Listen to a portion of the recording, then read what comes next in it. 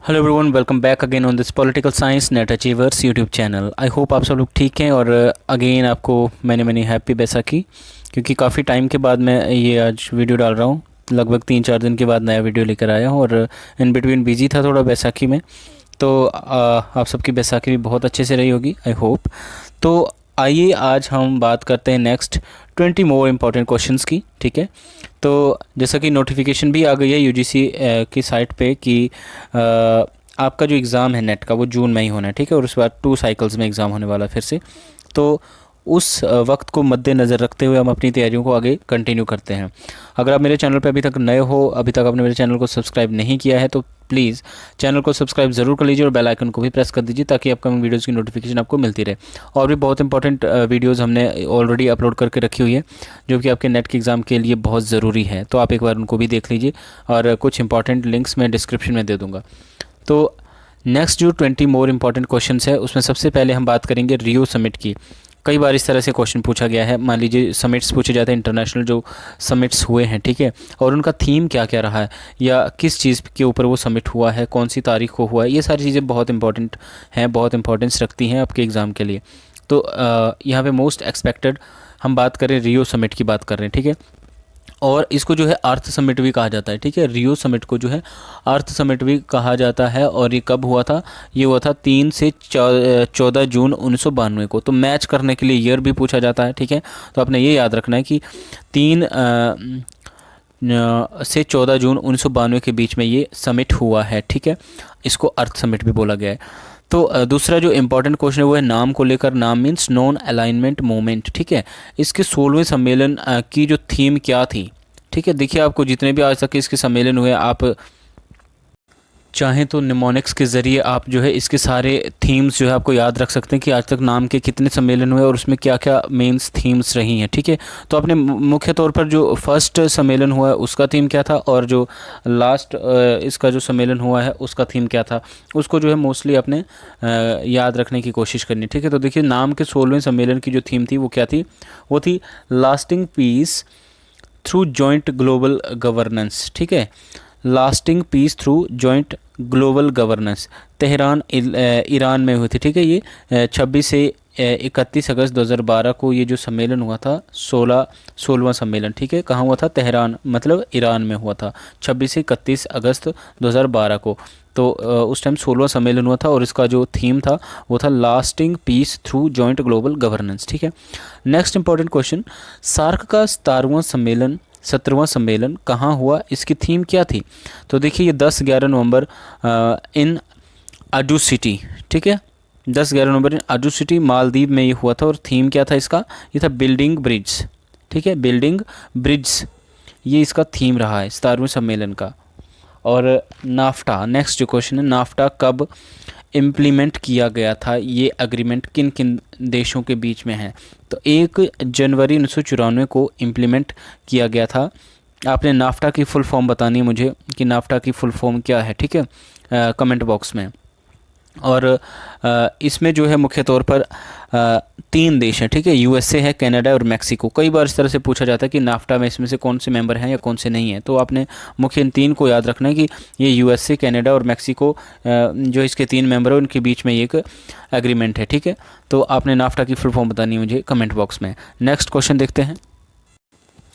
Next question है, the term politics was first employed by Aristotle. जो politics जो term है पहली बार किसने इस्तेमाल की थी? ये एरिस्टोटल ने। ठीक है, next question, who professed the functionalist view of politics. तो देखिए डेविड ईस्टन ने जो है फंक्शनलिस्ट व्यू ऑफ पॉलिटिक्स रखा है। ठीक है, आमंड ने रखा है और टालकट पार्सन ने रखा है। ठीक है, सोशियोलॉजी में। तो ये 3 नाम जो है फंक्शनलिस्ट व्यू से जुड़े हुए हैं पॉलिटिक्स के, जिसमें हमने देखा डेविड ईस्टन ने भी जो सिस्टम अप्रोच की बात की। ठीक है, उसमें कहीं ना कहीं फंक्शंस की बात की है, और आमंड और कॉलमैन ने, और साथ ही टालकट पार्सन ने। ठीक है, तो इन लोगों ने जो है एक फंक्शनलिस्ट व्यू रखा है पॉलिटिक्स का। ठीक है, तो next question, a man without society is either a beast और गॉड। ये किसने कहा है?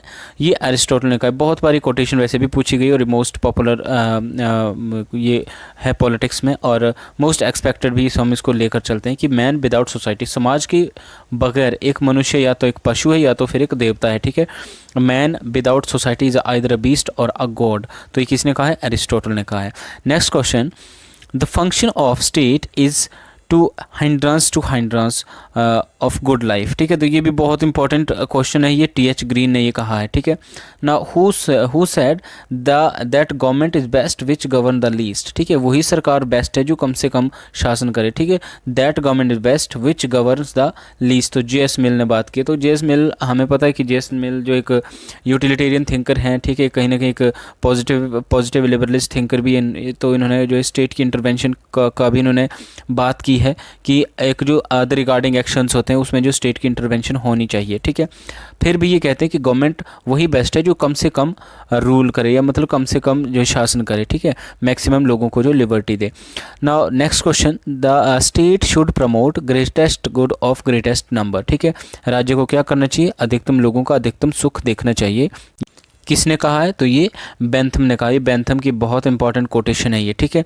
That who said that government should या state should promote greatest good of greatest number, तो जेरमी बेंथम ने ये कहा, ठीक है। ये फादर ऑफ यूटिलिटेरियनिज्म भी है, ठीक है, उपयुक्तवाद के पिता भी इनको माना जाता है। तो ये सारे बहुत इंपॉर्टेंट क्वेश्चन है। नेक्स्ट क्वेश्चन देखते हैं।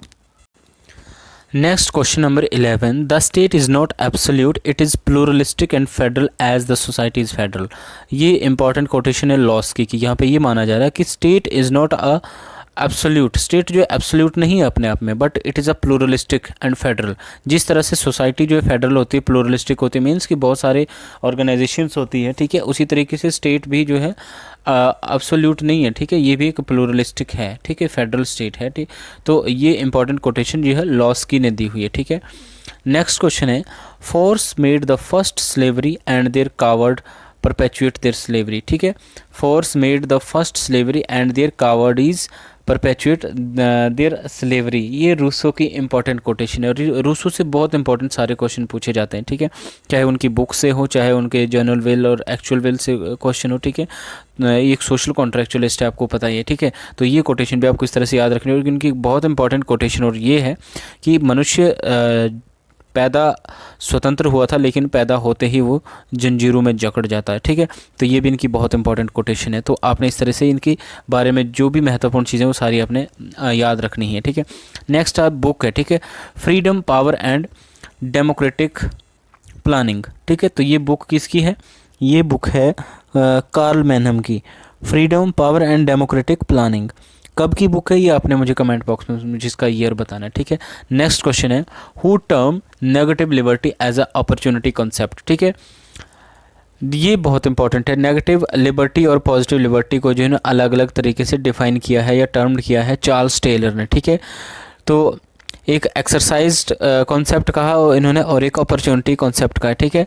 तो नेगेटिव लिबर्टी को जो अपॉर्चुनिटी कॉन्सेप्ट किसने कहा है? चार्ल्स टेलर ने, ठीक है।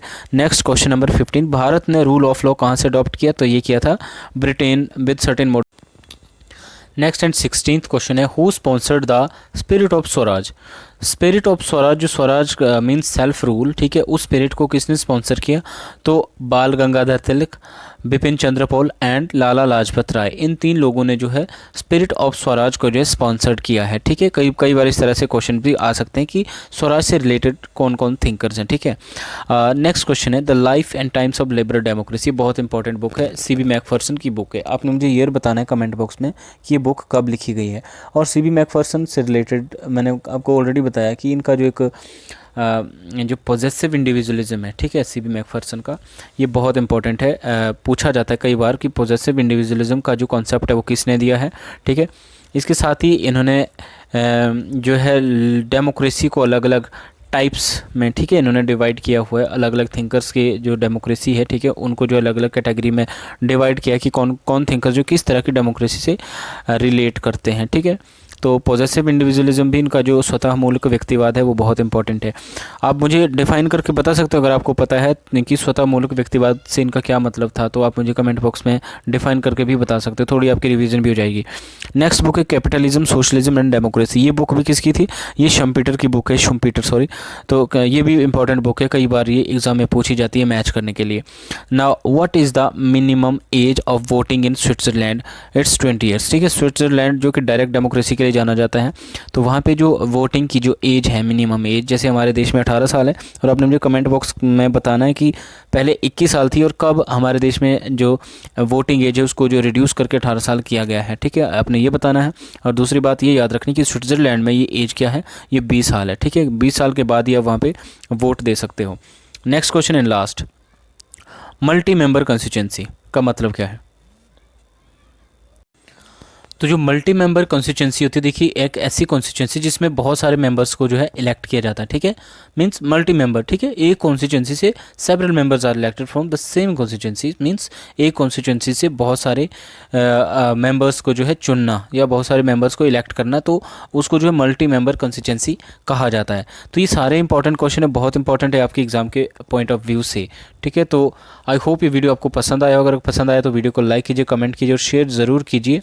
और मुझे आप जो कमेंट बॉक्स में जो क्वेश्चन मैंने आपके लिए छोड़े हैं, आप उन क्वेश्चंस का आंसर ज़रूर कीजिए, रिप्लाई ज़रूर कीजिए, ताकि मुझे भी थोड़ा मोटिवेशन मिले कि यस हमारा काम जो है अच्छा चल और आपका रिस्पांस भी आ रहा है, ठीक है। तो आज के इस वीडियो में इतना ही था। इससे पहले भी जितने मैंने 2020 जो सीरीज़ चलाई है, तो अगर आपने अभी तक वो वीडियोज़ नहीं देखे हैं तो मैं उसका जो लिंक है वो डिस्क्रिप्शन में दे दूंगा, ठीक है, आप एक बार उनको भी देख लीजिए, क्योंकि आपके एग्ज़ाम के लिए वो सारे आपके लिए एक रिवीजन का काम भी करेंगे, क्विक लर्निंग का काम भी करेंगे, ठीक है। तो इंपॉर्टेंट फैक्ट्स हैं सारे जो आपको याद रखने पड़ेंगे, याद रखने चाहिए। तो आई होप ये सारे आपके लिए काफ़ी बेनिफिशियल रहेंगे। अगर आपने अभी तक मेरे चैनल को सब्सक्राइब नहीं किया है तो मेरे चैनल को सब्सक्राइब ज़रूर कर दीजिए और बेल आइकन भी प्रेस कर दीजिए, ताकि आपको अपकमिंग वीडियोज़ की नोटिफिकेशन भी मिलती रहे। तो चलिए मिलते हैं नेक्स्ट लेक्चर में, तब तक जय हिंद।